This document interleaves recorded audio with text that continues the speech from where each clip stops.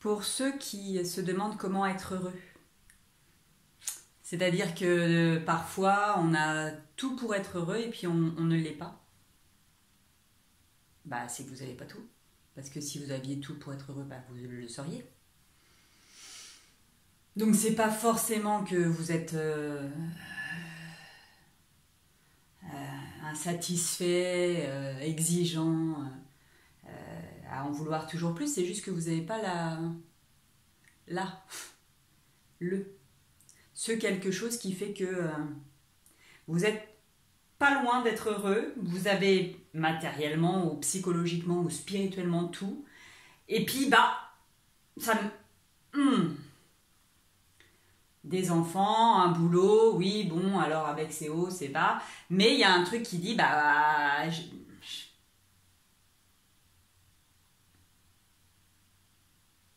quand on veut effectivement se poser la question, pourquoi je ne suis pas heureux,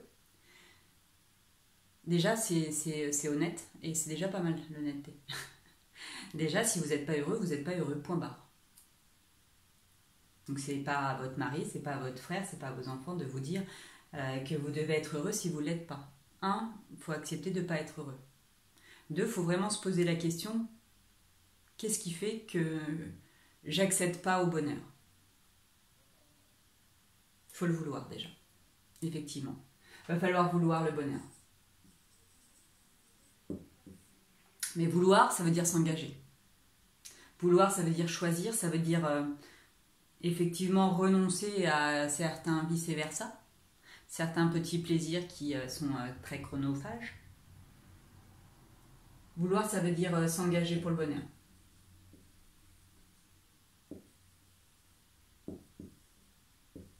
Et attention, le bonheur, ça commence par le plaisir. 1, il faut savoir se faire plaisir. 1, il faut accepter d'être venu pour votre âme, pas pour celle de vos parents, pas pour celle de votre prof, pas pour celle de votre supérieur ou votre inférieur, hiérarchiquement, hein, on s'entend bien.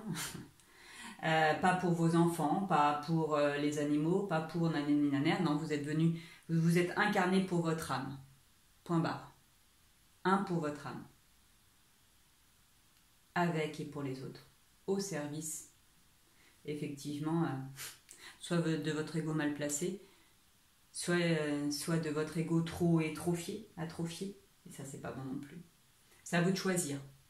On a un besoin de service, et de rendre service effectivement, sainement, parce que ça me rend heureux, parce que ça me fait plaisir, mais parce que je me respecte et je sais pour qui je travaille. Bon, moi j'ai choisi la lumière, moi j'ai choisi de bosser pour un... Mais c'est pas une obligation, chacun après voit comment il organise. Mais en tout cas, il y a ce besoin d'être en fraternité, de s'engager pour le bonheur, et donc il va falloir renoncer à certains trucs qui servent à rien. Il faudra faire votre examen de conscience. Il va falloir s'engager pour vous, le vouloir pour vous, avec les autres. Il va falloir aller se réconcilier ou faire le deuil des autres, des relations, de toutes celles que vous auriez aimé que ça se passe pas comme ça et que ça se passe comme ça quand même. Il va falloir voir l'effet. En fait, ils vous prennent pour des cons, hein, ou ils vous y laissent carrément. Bah, faut arrêter à un moment donné. Que ça soit votre mère, votre fille, votre fils ou votre je sais pas qui. Si on vous prend pour des cons, à un moment donné, il faut arrêter le délire, quoi. Soit vous arrivez à vous réconcilier. Parce que le relationnel, là vous êtes vous avec vous, là c'est le relationnel, hein. Le relationnel il est primordial. On a besoin de relations, mais on a besoin de relations saines, faut pas déconner. Si vous vous respectez pas, les autres vont pas vous respecter, il n'y a aucune raison. Vous envoyez un truc qui dit j'en ai rien à foutre, on peut me marcher dessus, bah, on va vous marcher dessus. Puis ceux qui aimeraient bien avoir du temps avec vous, qui vous aiment et qui, bah, ceux-là vous prenez pas le temps pour eux, c'est con. Bah ouais, mais bon, c'est pas la famille, et puis nanana. Bah ouais, mais c'est dommage parce qu'en fait, la voisine, elle en fait, Elle a un gros cœur comme ça, et puis elle a plein de choses à partager de son vécu, et puis elle pourrait vous accompagner sur plein de trucs. Mais bon, bah c'est la voisine, et puis elle est vieille. Faire le deuil de toutes les relations toxiques. Si vous choisissez le bonheur, vous allez renoncer à des choses, et vous allez renoncer effectivement à des relations toxiques. Mais avant, il faut avoir tenté de se réconcilier avec tous ceux qui vous tiennent à cœur. Tous ceux qui disent « Ah, ça fait longtemps que j'ai pas pris de ces nouvelles. Tiens, et puis bon, bah, j'ai peut-être été con, ça fait quand même 15 ans qu'on n'a pas vu notre gamin, ça serait peut-être bien qu'on essaye, avant de partir, de se réconcilier. » Parce qu'effectivement, après, si votre meilleur ami ne veut plus vous voir parce que vous avez été con pendant des années, acceptez de faire le deuil de la relation. Mais au moins, vous aurez tenté. Et le pire, c'est de ne rien faire. Vous allez avoir besoin de ranger et classer vos affaires. Matériellement, il faut arrêter d'en foutre partout. Il faut arrêter d'accumuler. Il faut arriver à effectivement avoir une écologie spirituelle, matérielle, énergétique. Il va falloir ranger et classer. Qu'est-ce que j'ai encore besoin dans la vie de tous les jours? Est-ce que j'ai encore besoin de ces bibelots? Est-ce que j'ai encore besoin de tous ces livres? Est-ce que j'ai encore besoin de ces vêtements? Est-ce que je ne peux pas faire du tri? Éclaircir dans les relations, mais aussi effectivement dans le côté matériel. Vous allez ranger, vous allez classer pour pouvoir préparer votre testament. Là, on a le matériel. Vous n'allez pas laisser un bordel sans nom à vos enfants quand même. Parce que quand je vois des trucs, il y a des fois tu te dis mais attends, mais là on fait comment s'il part là demain, 3 semaines pour déménager un bordel sans nom, qui se sert de rien du tout.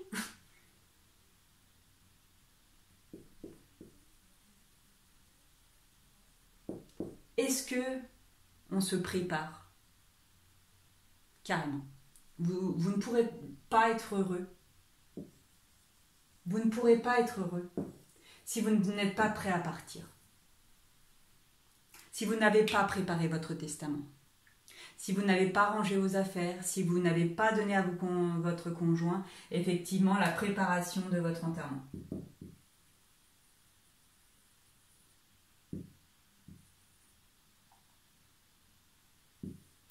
Où est-ce que je veux être enterrée? S'il vous plaît, évitez l'incinération. Ça choque les défunts. Et en fait, oui, quand ils étaient vivants, ils pensaient qu'ils voulaient être incinérés. Et effectivement, on respecte les dernières volontés. Sauf que vous, ça serait peut-être intéressant de vous poser la question, est-ce que il va pas y avoir un choc quand je vais me rendre compte que l'histoire, ça continue et qu'en fait, ils vont me foutre dans un four.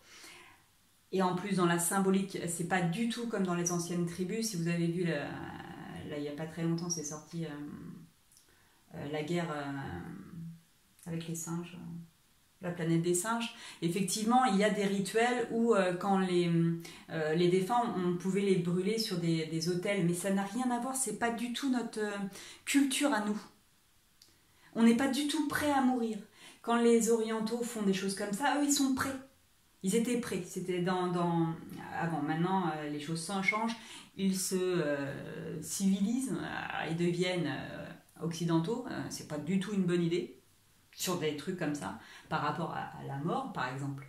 Donc oui, tu peux faire un hôtel et que tu vas brûler l'hôtel quand mais ils étaient prêts à partir.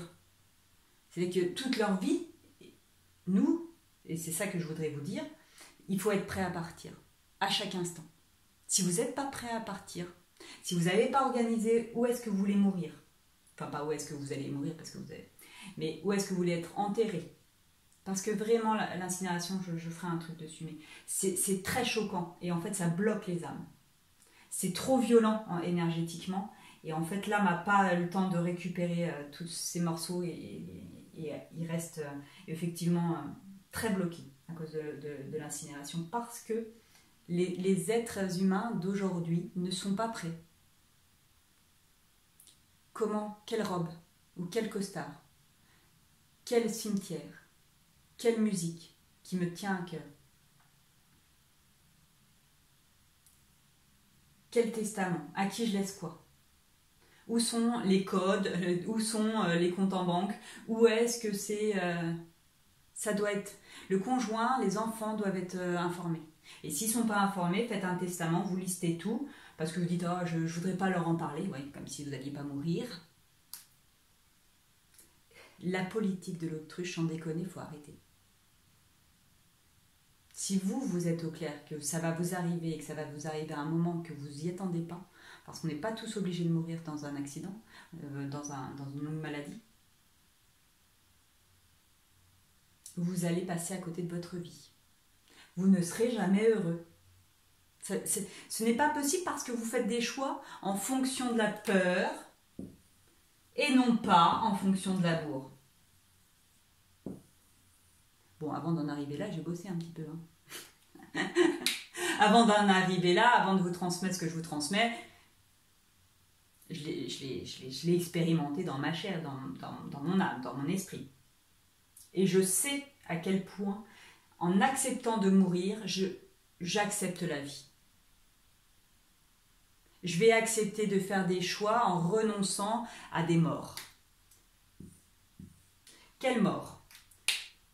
Je vais renoncer à des relations toxiques. Je vais m'engager pour le bonheur. Je vais renoncer à regarder des séries par-dessus la tête en pensant que je vis alors que, en fait, c'est des acteurs. Je vais choisir effectivement de me mettre à la tâche sur des choses qui me font réellement des expériences physiques, spirituelles. Pas je vais projeter sur un monde artificiel. Faut arrêter. La fuite par l'alcool, la fuite par les médicaments, la fuite par les YouTube, les Netflix, tout ça. C'est des fuites. Pendant que vous faites ça, est-ce que vous occupez réellement de votre conjoint, de vos enfants? Est-ce que vous passez du temps à faire le jeu de loi? Et Dieu sait que les règles ne sont pas si simples. On a besoin de relationnel. Si vous êtes tout le temps barré en spirituel, vous n'êtes absolument pas avec vos enfants ni avec votre grand-mère qui est en train de mourir. Si vous accumulez pour accumuler, en fait vous êtes un spirituel matérialiste. J'ai des tonnes de livres. J'ai encore vachement de mal avec ça. Mais ranger, classer, faire du tri. Dire ça c'était bon avant. Aujourd'hui, qu'est-ce que je garde? Qu'est-ce qui est important? Préparer mon testament pour préparer ma mort, pour que le passage se fasse tranquillement, va libérer, va ouvrir en moi des espaces qui font que je vais choisir. Pas j'ai peur de changer de job, mais je le fais en conscience avec amour. En fait, ça fait 10 ans qu'ils me promettent monts et merveilles, que ça va changer, que nanani naner au boulot, et puis en fait, il n'y a rien qui change. Ne vous mettez pas en insécurité matérielle, n'allez pas démissionner pour démissionner, ça ne sert à rien. Par contre, choisissez à un moment donné. Oui, il faudra peut-être travailler un peu plus tard le soir ou les week-ends. Oui, il faudra perdre un peu d'argent. C'est une mort, hein. Perdre un niveau de vie financier. Mais quand on gagne en niveau de vie spirituel, quand on gagne en niveau de vie effectivement énergétique, ça n'a rien à voir. Oui, il y aura moins d'argent qui vont rentrer, mais si ça ne vous met pas en mal, si ça vous permet quand même de payer vos traites, de payer les pensions alimentaires, de payer les machins, les trucs. À 200 balles près, il y a des fois, faut... Même 500 balles. Hein. Si vous choisissez avec amour, en acceptant de mourir à vous-même, en acceptant de perdre des relations, en acceptant de perdre des fausses lubies, des fausses passions, en se préparant. Il faut préparer. Savoir que vous êtes venu pour cette vie et que cette vie-là, elle a une fin et que ça va arriver, vraiment. Préparez-vous. À chaque instant, ça peut arriver. Veillez, préparez-vous. Et après, on relâche. Une fois que c'est prêt, une fois que vous savez ce que vous voulez, où est-ce que vous voulez, vous méditez effectivement sur ce passage qui de toute façon aura lieu. Quand vous allez avoir des choix à faire, est-ce que je garde ce mec? Est-ce que je garde cette nana? Est-ce que je divorce? Est-ce que je divorce pas? Est-ce que je change de job? Est-ce que je change pas de job? Est-ce que je déménage? Est-ce que je déménage pas? Est-ce que je vends? Est-ce que je garde? En sachant qu'on ne peut pas avoir le beurre et l'argent du beurre. Vous n'allez pas pouvoir, effectivement, tout avoir. Parce qu'en fait, tout, c'est exactement rien. C'est polarisé. Tout est polarisé dans notre monde. Si vous voulez tout, vous n'aurez rien. Et c'est ce qui fait que vous avez tout pour être heureux et vous n'êtes pas. On ne peut pas tout savoir sur toutes les religions, sur toutes les spiritualités, sur tous les domaines ésotériques, sur tout. On ne peut pas tout. Par contre, on peut effectivement s'engager dans une voie. On peut effectivement s'intéresser à beaucoup de choses. Ça oui. Mais vous ne pourrez pas avoir tous les mecs, ni toutes les nanas. Vous voyez ça. Si vous voulez avoir un foyer à vous, il vous faut un conjoint ou une conjointe, du même sexe ou pas. Mais avec ce conjoint ou cette conjointe, vous voyez bien que vous vous engagez et que vous renoncez à tous les autres. En fait, il faut faire la même chose pour votre âme. C'est pas cet homme-là que vous avez engagé, c'est avec vous d'abord. Je m'engage pour mon âme. Je m'engage pour le meilleur. Si je suis en relation, je m'engage pour que ça fonctionne. Si je ne suis pas en relation, je fais en sorte, soit parce que j'ai pas envie, soit j'ai envie et en fait je m'engage à sortir de chez moi parce que sinon ça va être plus compliqué quand même. Mais si vous n'êtes pas en relation, vous voulez être en relation, il faut déjà être en relation avec vous.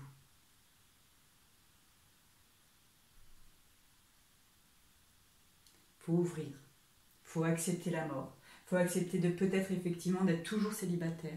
Vous allez pouvoir accepter. Ah, ok. Ah, peut-être que c'est comme ça. Accepter la mort, ça va vous permettre d'accepter la vie. À chaque fois, il faut accepter les faits. Si vous acceptez ce qui se présente à vous, vous allez pouvoir choisir. Est-ce que je continue dans la peur ou est-ce que je choisis l'amour? Est-ce que je choisis la lumière ou est-ce que je choisis les ténèbres et l'obscurité? Est-ce que mes choix, je les fais en conscience ou est-ce que je les fais par impulsion? Il faudra renoncer aux ascenseurs émotionnels. C'est pas je monte très haut, je vais... Il faut renoncer à vivre comme ça, à être soumis à ses pulsions, à ses envies, à ses émotions. Ce qui ne veut pas dire qu'il ne faut pas vivre ses émotions. Mais ça veut dire qu'il faut arrêter de vouloir vivre dans la passion. Passion, c'est aussi un autre terme pour souffrance. S'engager à vivre les émotions, oui. Quand je suis triste, quand je suis terrassée, j'hurle, je pleure, je m'effondre. Ok. Mais c'est pas ce que je vais chercher dans la vie. Ce que je vais rechercher dans la vie, ça va être le bonheur, ça va être m'engager avec et pour les autres, au service de la source. Je vais m'engager dans des relations saines et je vais pas aller rechercher des trucs toxiques. Les gens qui sont toxiques, il y a des psys, il y a d'autres amis, ils vont s'en sortir sans vous. Ne vous inquiétez pas. Si c'est pas vous, ce sera quelqu'un d'autre. Ranger, classer, il y a un environnement sain. Préparez votre mort pour vous engager pour votre vie. Et là, ça va bouger. Ça va bouger parce que si vous vous engagez pour vous, sans haine, sans émotion, mais juste dire en fait, je suis ce que je suis, pas plus, pas moins, ça plaît ou ça plaît pas. Bah, ceux que ça plaît pas, vous n'êtes pas obligé de les retenir. Restez pas en relation avec des gens qui vous aiment pas, sans déconner. Ah mais je l'aime, il se fout de ma gueule, il est tout le temps en train de me tromper, ou il m'humilie, il me tape dessus, mais je l'aime. Qu'est-ce que vous voulez que je vous dise? Restez. Par contre, si vous vous rendez compte qu'en fait, il y a quand même un gros travail psychologique à faire, et que effectivement, c'est pas équilibré, engagez une psychothérapie. Allez comprendre pourquoi vous recherchez des relations déséquilibrées. Le but, c'est l'équilibre. Donc on vit les hauts, les bas, mais on ne va pas rechercher la souffrance. On ne va pas rechercher à accélérer le jour de notre mort. On va prendre en considération un fait. Je vais passer de l'autre côté du voile, un jour, ok. Mais ce temps-là, qu'est-ce que je fais? Je vais vivre dans quelles conditions? Comment? Avec qui? Pourquoi?